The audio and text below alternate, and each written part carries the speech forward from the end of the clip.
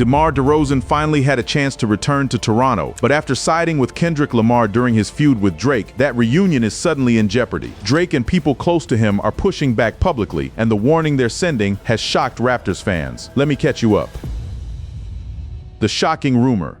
Something serious is happening in Toronto right now, and the whole basketball world cannot stop talking about it. Word on the street is that DeMar DeRozan wants to come home. The city that raised him is calling him back. The fans are ready. The team could use him. Even Kyle Lowry has been dropping hints that something big is cooking behind the scenes. But there is one problem standing in the way of this beautiful reunion, and his name is Drake. Let me set the whole stage for you. Sports analyst Leo Rautins recently sat down and started breaking down a mysterious press conference brewing in Toronto. Everybody wanted to know what was going on. The rumors had been swirling for days. Kyle Lowry was involved somehow. Everybody could feel it in the air. The theory going around said Kyle would sign a one-day contract to officially retire wearing that Raptors jersey. That alone would be a beautiful moment, but that was only half the story. The real bombshell was what could come next. DeMar DeRozan was rumored to be in a buyout situation with his current team. If that buyout actually happened, Toronto would be the very first place to call him. It'd be a great story. It would be. You could use the scoring off the bench. Sure. That is exactly what the analysts were saying on air. That is what every Raptors fan had been dreaming about since the trade in 2018. Kawhi Leonard was already back in Toronto after signing there again. Kyle was ready to sign his ceremonial one-day deal. All that was left was DeMar, and a reunion that felt impossible for years could actually happen in real life. But right when the vibe was reaching its peak, the analysts said something that stopped the whole conversation dead in its tracks. Everybody would love it.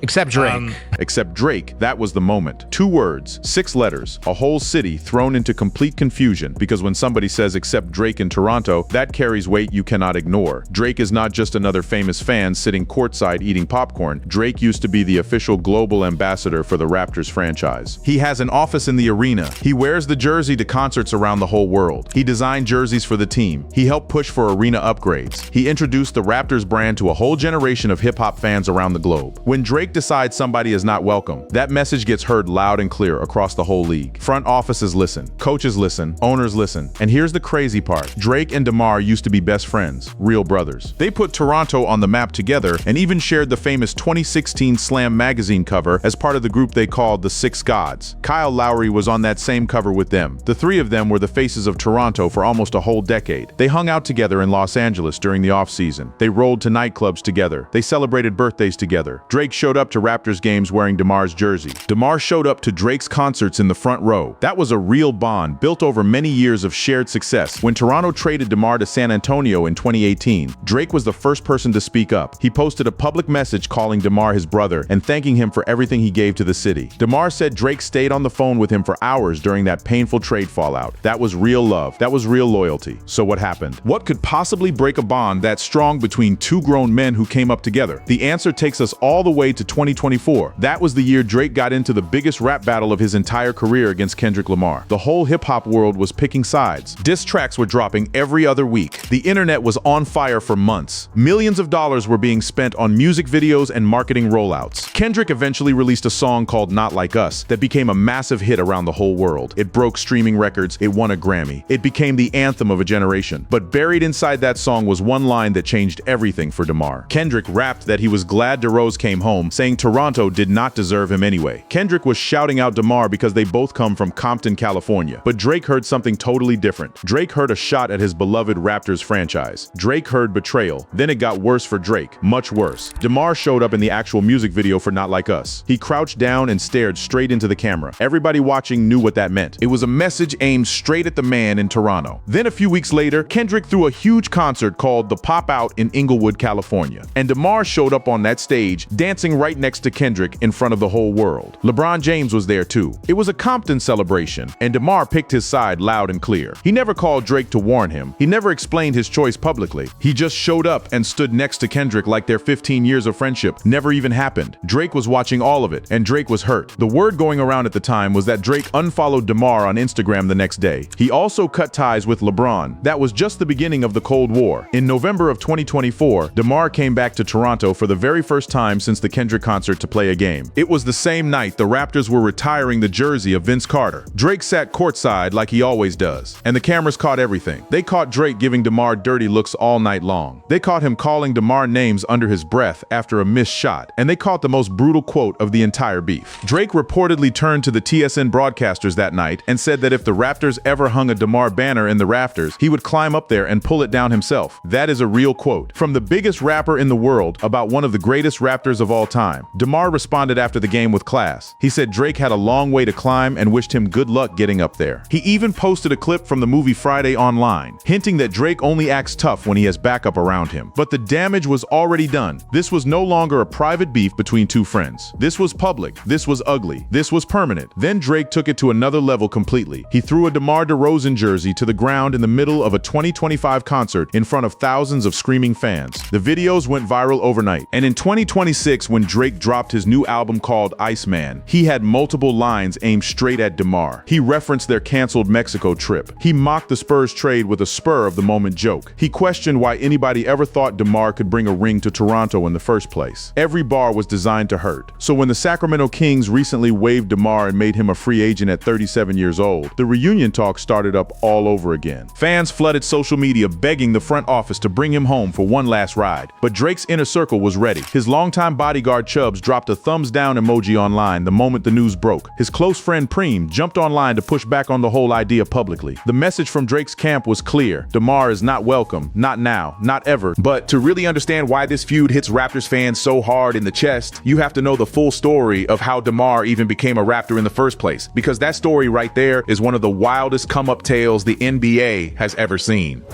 The Compton kid who needed a passport. Rewind back to the summer of 2009. Demar DeRozan was a 20-year-old kid from Compton, California. He had just finished 1 year of college at USC. He was raw, he was hungry, he was projected to go somewhere in the first round of the NBA draft, but nobody could tell him exactly where he would land. His whole future was hanging on that one night in New York. Then Toronto called with a promise that changed his life forever. 2 days before the draft, they gave me a guarantee. If you at 9, we're going to take you.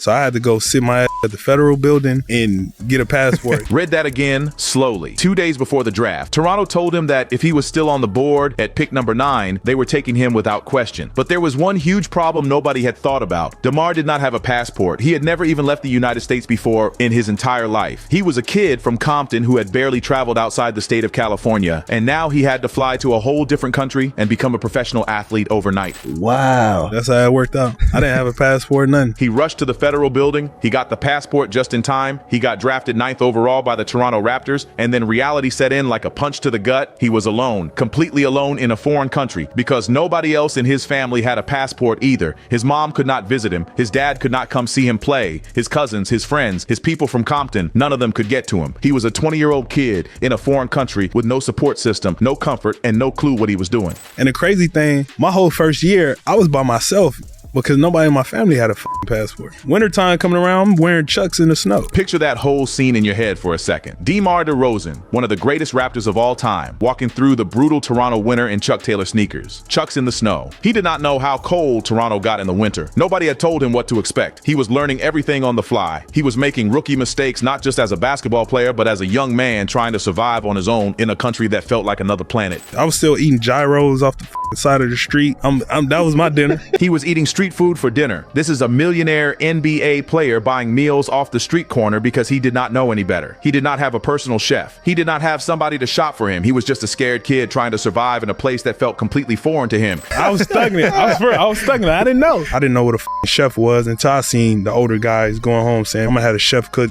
couscous. He did not even know NBA players had personal chefs until he heard the veteran players talking about it in the locker room. That is how green he was walking into the league. That is how far he had to grow. Toronto was not just the team that drafted him. Toronto was the city that raised him from a boy into a man. Every hard lesson, every embarrassing mistake, every uncomfortable moment of growth, all of it happened in that one city. And through every rough patch, he became the face of that whole franchise. He became a 9-time All-Star. He became one of the most reliable scorers of his entire generation. He put Toronto basketball on the map when nobody nobody else believed in it. He turned that small market team into a real destination for stars around the league. He did all of that while wearing Chuck Taylors in the snow and eating gyros off the corner. That is exactly why the Drake rumor cuts so deep right now, because DeMar earned every right to come back home. He put in the work when nobody else wanted to. He wore that jersey with pride when the team was losing badly. He stayed loyal when other stars would have demanded to be traded years earlier. He deserves the chance to end his career the same way he started it. And DeMar has said many times, plain as day, that finishing his career in Toronto is the ultimate dream. In fact, both DeMar and Kyle Lowry have talked openly about wanting to retire wearing the Raptors jersey. Kyle sat down in a rare interview and made it clear in the simplest words possible. And I want to finish my career as a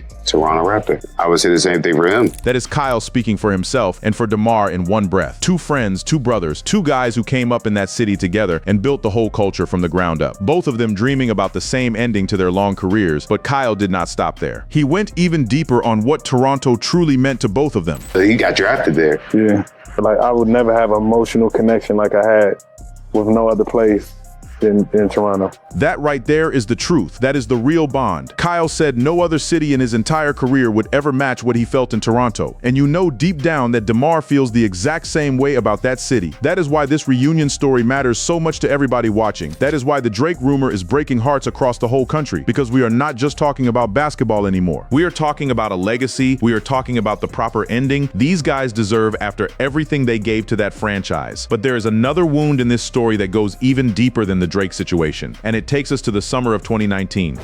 The championship he missed and the money he lost.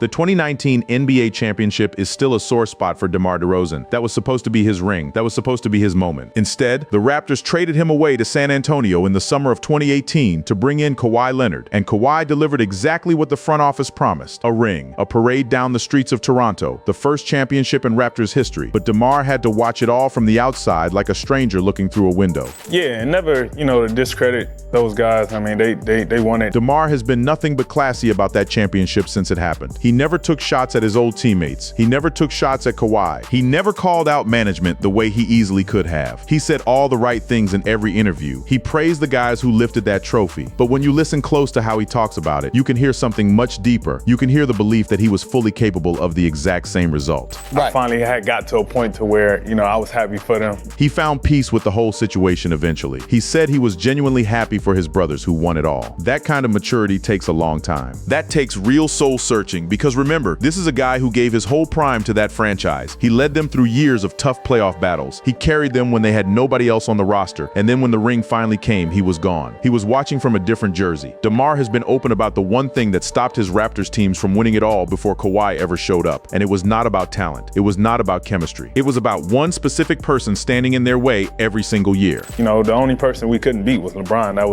That's just what it was. LeBron James. That was the roadblock. Every single time the Raptors got deep in the playoffs during the DeMar years, LeBron was there to send them home in a hurry. It happened in Cleveland. It happened over and over again. Wherever LeBron was, he was blocking Toronto's path to the finals, and DeMar knew it. Everybody knew it, but LeBron was the one puzzle they could not solve for years. Then LeBron made a decision that flipped the whole map upside down. He signed with the Los Angeles Lakers in the summer of 2018 and left the Eastern Conference completely open. And DeMar believes deep in his soul that he would have led the Raptors to a title that same year if the team had just kept him for one more season. The utmost confidence within myself, I have no doubt in my mind the same outcome would have happened. That is a bold claim to make out loud, but look at what DeMar has done since he left Toronto. He kept getting better every year. He made all-star teams with San Antonio. He carried the Chicago Bulls to the playoffs almost single-handedly. He put up MVP numbers when everybody thought he was washed up. So maybe the confidence he shows is fully earned. Maybe he really would have won that ring if given the chance. We will never know for sure. And that is a big part of what makes this reunion story so emotional right now, because bringing him back to Toronto now would give him the chance to write a proper ending to his story. Ring or no ring, he could at least go out wearing the jersey that made him a star. Then there is the money side of this whole situation, because there is another part of DeMar's Toronto story that Raptors fans do not talk about enough in public. Toronto is a rough city for professional athletes when it comes to taxes. Canada has one of the highest tax rates in the world for high earners, and DeMar spent 9 full years of his career watching a huge chunk of his paycheck disappear before he even saw it in his account. He talked about it plainly on a recent podcast. And what he said should shock every fan who thinks money is the only reason players decide where they want to sign next.